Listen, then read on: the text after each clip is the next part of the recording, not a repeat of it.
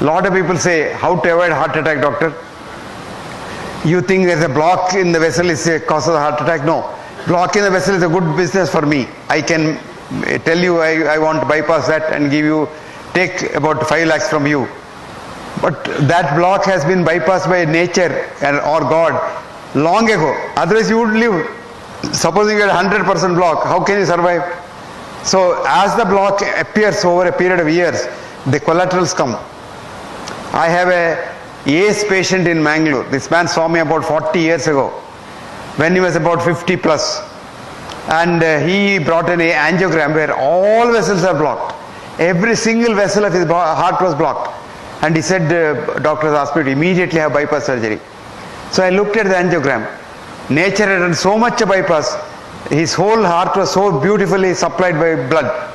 So I told him, look, you don't require anything. Nature has done the job. We can only do a cosmetic work on top of it and harm you.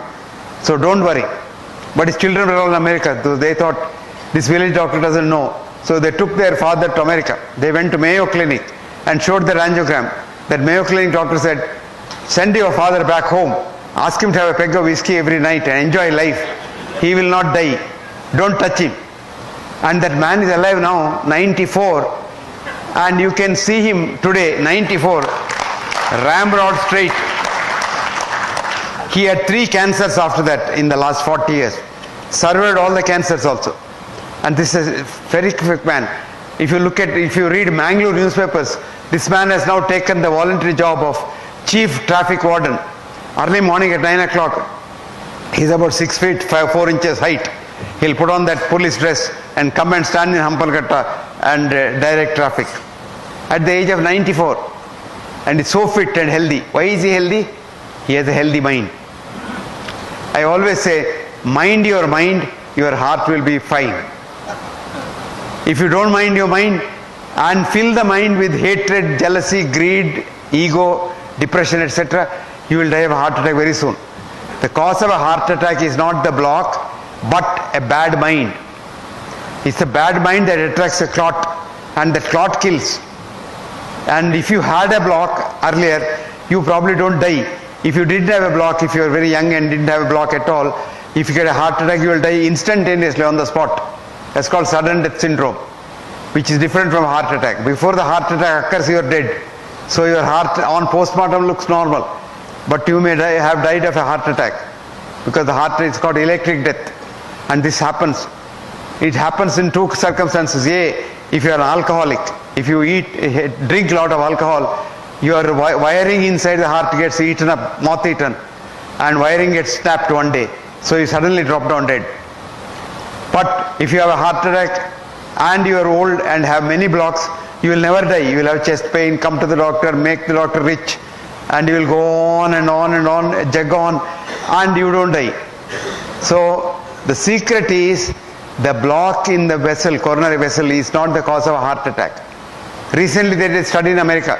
They took angiograms of people, lot of people, and everybody had some block. So they didn't interfere, didn't tell them, but wrote down, this man has a block in the left anterior descending artery, and if he gets a heart attack, he must have a heart attack in that territory.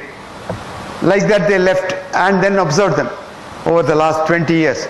Now a few of them did have a heart attack, but never in the area where there is a blocked vessel. So blocked vessel is not the cause. Where there is an open vessel, that got a clot and that had a heart attack. But even then what happens is, we simply frighten you, because that's our business.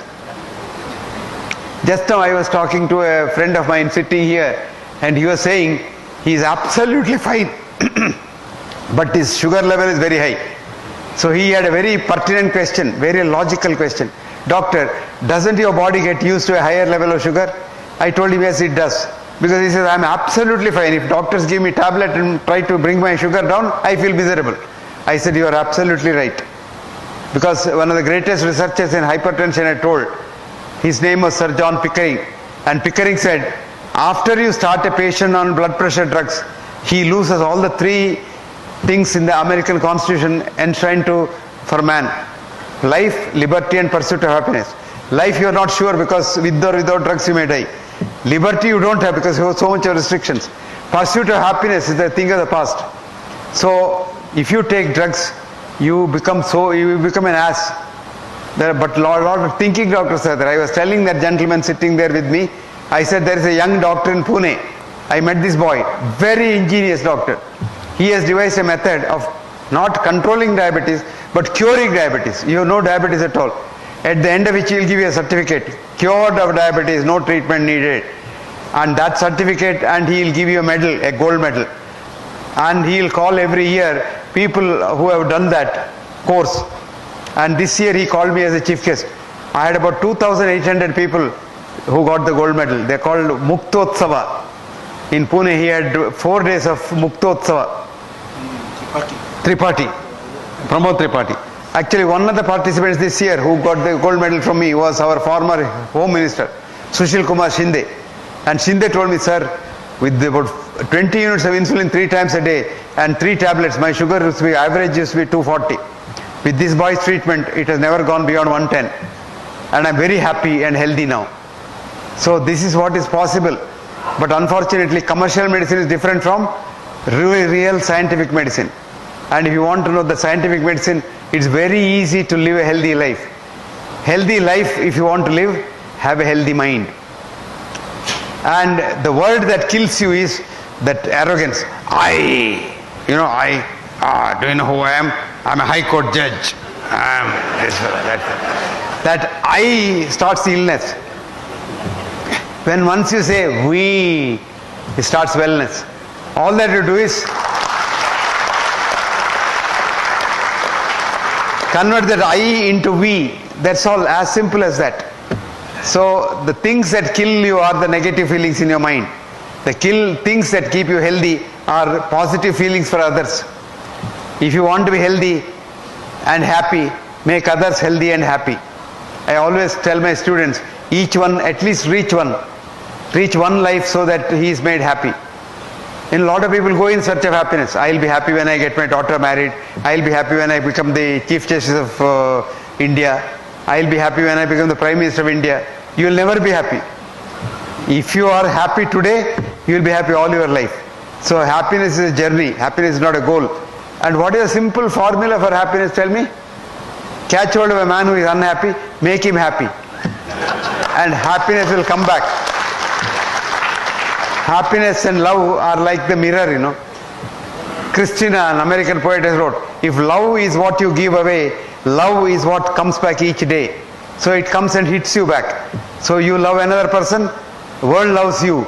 You love yourself only and don't love nobody and hate others, you kill yourself faster. So friends, convert yourself, illness to we, wellness. You will all be very healthy. Then a lot of people think, oh, if I eat this, I'll be healthy. If I run a mile every day, I'll be healthy. If I run marathon now and then, I'll be healthy. All not correct. You are healthy if your mind is healthy. You don't have to even run nothing of the sort. You can eat anything as long as you don't eat when you are not hungry, you are fine. If you don't eat too much and become obese, you are fine. Eat what you like.